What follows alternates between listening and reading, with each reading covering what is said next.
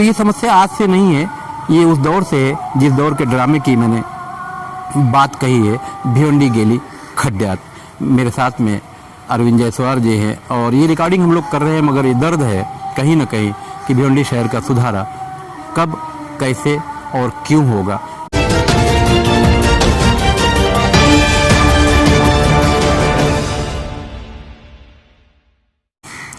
नमस्कार, आदाब। भिवंडी शहर में अक्सर ये सवाल उठता है कि भिवंडी शहर में इतने खड्डे क्यों हैं। एक सवाल ये भी उठता है कि गंदा पानी क्यों आता है, गैर कानूनी बिल्डिंगें क्यों बनती हैं, या इस तरह का और काम जो समाज के लिए कहीं ना कहीं घातक होता है, इंसान की सेहत यानी तंदुरुस्ती के लिए घातक होता है, तो भिवंडी शहर में क्यों होता है। National highway number 3 Mumbai Agra road पर आबाद ये भिवंडी शहर अपना एक इतिहास रखता है। आइए आज इन सवालों का जवाब देता चलूँ।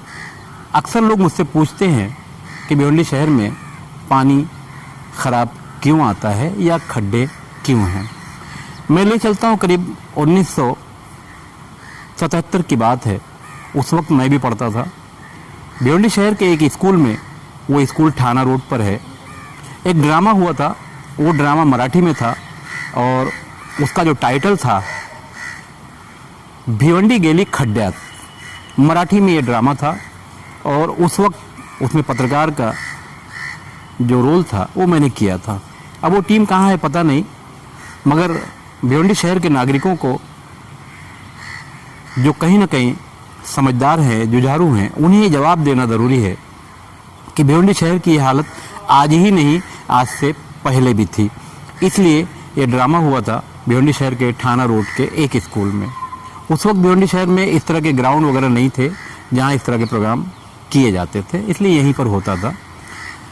भिवंडी गेली खड्ड्यात ड्रामे में ये दिखाने की कोशिश की गई थी कि एक आदमी बारिश का मौसम छतरी लेकर और घरेलू सामान लेकर रास्ते से जा रहा है और बीच में एक खड्डा है, वो उसमें गिर जाता है। अब इस आदमी के साथ आगे क्या क्या होता है, जैसा कि फिलहाल भिवंडी शहर के लोगों के साथ यही हो रहा है। लोग उसको देखते हैं, पूछते हैं कैसे गिरा, कब गिरा और आगे चले जाते हैं। उसके बाद सबके जाते जाते एक पत्रकार महोदय भी आ जाते हैं। वो उस वक्त मैं था। आ जाते हैं, वो भी पूछते हैं तुम्हारा नाम क्या है, कैसे गिरे, क्या हुआ तुम्हारे साथ। ठीक है, मैं भी अखबार में न्यूज़ लगा देता हूँ, समाचार लगा देता हूँ। इत्तेफाक से एक दिन उस शहर में मुख्यमंत्री का दौरा था। शाम का वक्त था। मुख्यमंत्री के साथ में एक अंग्रेज़ भी बैठा था और उसने देखा कि सड़क के बीच में, ये ड्रामे को मैंने शॉट किया है, सड़क के बीच में धुआं निकल रहा है और वो गाड़ी आगे चली गई। वापसी में जब मुख्यमंत्री चले गए तो अंग्रेज़ वहाँ वापस आया और उसने देखा कि जहाँ से धुआं निकल रहा था उसके ऊपर एक लोखंड का पतरा है। जब उसने पतरा हटाया तो उसमें अंदर एक परिवार था, एक आदमी, 2 बच्चे और एक पत्नी। अंग्रेज़ ने पूछा कि तुम यहाँ क्यों रहते हो, तो उसने अपनी पूरी कहानी, पूरी आपबीती बताया कि जब मैं इसमें गिर गया तो लोग मुझे निकालने के लिए तो नहीं आए, मगर मेरी हाल चाल लेने आए और 2-3 दिन के बाद यहाँ लोग पैसे डाल के जाने लगे, भाजी तरकारी या मेरी ज़रूरत की चीज़ें डालकर जाने लगे। तो मुझे लगा कि यहीं रहना बेहतर है, इसलिए मैंने मेरी पत्नी और मेरे दोनों बच्चों को भी यहाँ बुला लिया। अब मैं यहाँ रहता हूँ, खाना पकाता हूँ, खाता हूँ और यहीं रहता हूँ।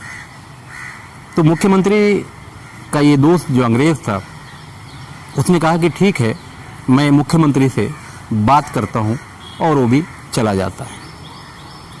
भिवंडी शहर की कहानी इसी ड्रामे से मिलती जुलती है। हालांकि ये ड्रामा 2.5 घंटे का था उस वक्त, मगर भिवंडी की जो कहानी है, मुंबई जैसे शहर से लगभग 50 किलोमीटर की दूरी पर ये शहर, इसकी जो गति है वो तो थम चुकी है, मगर जो दुर्गति है इसी शहर के लोग उसके जिम्मेदार भी हैं। और कहीं ना कहीं भिवंडी शहर की जो मजबूत राजनीति है उसका भी शिकार ये भिवंडी शहर होता है।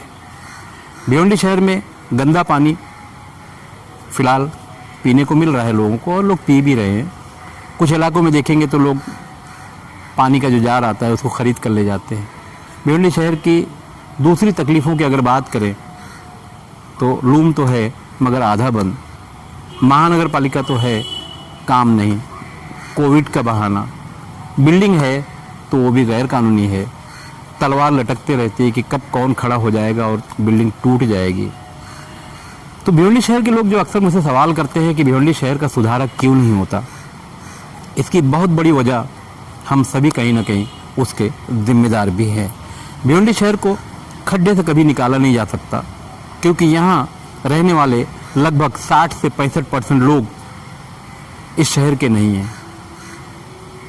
वो रहते 50 साल से हैं मगर अपने आप को इस शहर का नहीं मानते।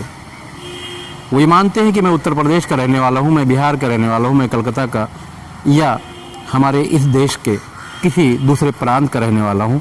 महाराष्ट्र में भिवंडी शहर अपनी एक पहचान रखता है मगर ये पहचान हालात ख़राब होने की वजह से धूमिल होती जा रही है। महाराष्ट्र में रहने वाले लोग भी भिवंडी शहर में रहते हैं मगर उन्हें भी इस शहर की समस्या से कोई लेना देना नहीं है। और कुछ 30 से 35% लोग इस शहर में जागरूक हैं। यही लोग इस शहर की राजनीति में हिस्सा लेते हैं। यही लोग इन 65% लोगों को ढाबे पर खाना खिलाकर वोट भी ले लेते हैं। और जब ढाबे पर खाना खाकर देने का रवाज दिन ब दिन बढ़ता जाए इस शहर में तो इस शहर की राजनीति इसी तरह की होगी, खड्डे भी इसी तरह से रहेंगे, बिल्डिंगें भी गैर कानूनी बनेंगी, यानी समस्याएं बरकरार रहेंगी। तो ये समस्या आज से नहीं है, ये उस दौर से है जिस दौर के ड्रामे की मैंने बात कही है, भिवंडी गेली खड्ड्यात। मेरे साथ में अरविंद जायसवाल जी हैं और ये रिकॉर्डिंग हम लोग कर रहे हैं मगर ये दर्द है कहीं ना कहीं कि भिवंडी शहर का सुधारा कब कैसे और क्यों होगा। मैं अरविंद जायसवाल के साथ खान फखरे आलम। हमारे चैनल पर जो भी खबरें दिखाई जा रही हैं वो सही हैं, अच्छी हैं और शहर के हित के लिए हैं। तो आप हमारा चैनल सब्सक्राइब भी कर सकते हैं यूट्यूब पर जाकर भारत शक्ति समाचार।